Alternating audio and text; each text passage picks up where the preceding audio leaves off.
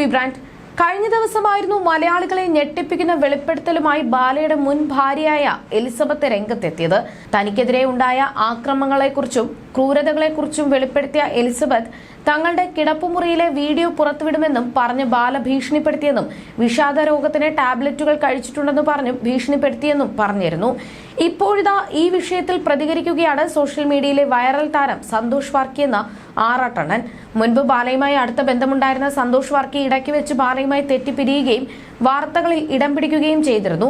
ഇപ്പോൾ മുൻ ഭാര്യ നടനെതിരെ ഉന്നയിച്ചിരിക്കുന്ന കാര്യങ്ങളെല്ലാം സത്യമാണെന്നും അതിന് സാക്ഷിയായ വ്യക്തിയാണ് താനെന്നും പറഞ്ഞാണ് സന്തോഷ് വർക്കി എത്തിയിരിക്കുന്നത്. ബാലയെക്കുറിച്ച് എലിസബത്ത് പറയുന്നതൊക്കെ സത്യമാണ്, അതിന് സാക്ഷിയാണ് ഞാൻ.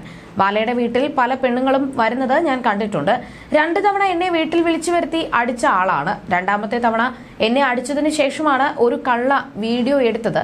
ശേഷം എന്റെ വീടറിയാം, വീട്ടിൽ വന്ന് അടിക്കുമെന്ന് പറഞ്ഞു. ബാലയുടെ കയ്യിൽ ഒരു അരിവാളുണ്ട്, അത് ഞാനും കണ്ടിട്ടുള്ളതാണ്, എന്നെയും അത് കാണിച്ചു. എലിസബത്ത് പറയുന്നതൊക്കെ സത്യമായ കാര്യങ്ങളാണ്. ആദ്യം പറഞ്ഞതൊക്കെ വളച്ചൊടിച്ചു.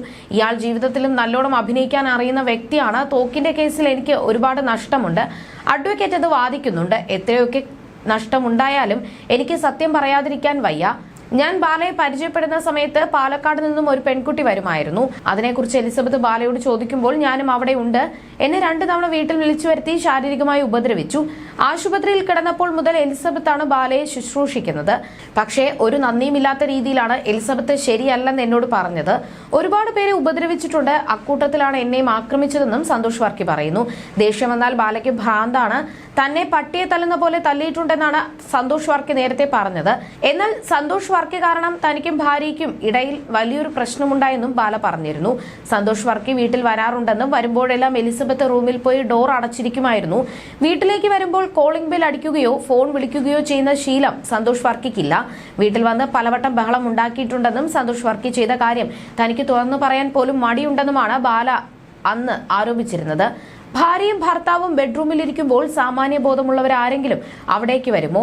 അതിനായിരുന്നു താൻ സന്തോഷ് വർക്കിയെ തെറി വിളിച്ചത്.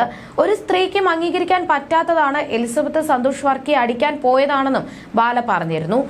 ദൈവത്തിന് പോലും അങ്ങനെ ചെയ്യാനുള്ള അവകാശമില്ലെന്നും തന്റെ നായയ്ക്ക് പോലും അവിടേക്ക് വരരുതെന്ന ബോധമുണ്ടെന്നും ബാല പറയുന്നു. എലിസബത്തിന് സന്തോഷ് വർക്കിയോട് ദേഷ്യമുണ്ടെന്നും താൻ നിർബന്ധിച്ചതുകൊണ്ടാണ് ഓണക്കോടിയൊക്കെ കൊടുത്തതെന്നുമാണ് ബാല പറഞ്ഞിരുന്നത്.